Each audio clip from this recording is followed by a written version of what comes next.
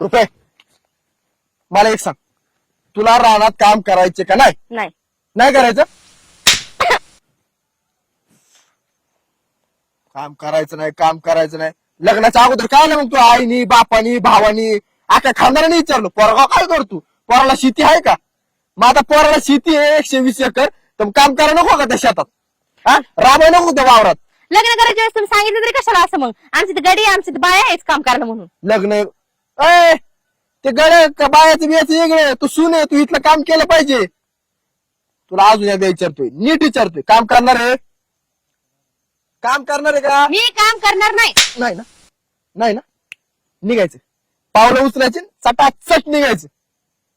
हिथून रफाला पोहायचं. तुला काम करायचं नाही ना, मी तुला इथे ठेवत नाही. मला नकोच तू माझ्या आयुष्यात नको, घरात नको. निघायचं, बॅग भरायचं, निघायचं. एवढी नकोशी झाली मी तुम्हाला? हा नकोशीच आहे, निघ, चल उचल. आणि ऐक, मी घरी येऊस तरी तू बॅग घेऊन रफाला पोहायचा. तुला नामनिशान मी नाही ठेवायचं इथं. मला बॅग घेऊन उचलायचं, निघ, चल. एवढी स्वप्न पाहिले होते, चल.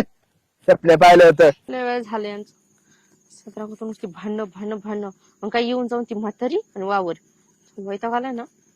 जाऊन काय करू, कोणाला फोन लावू? फोन घेऊन बसले, पण दादाला फोन लावते.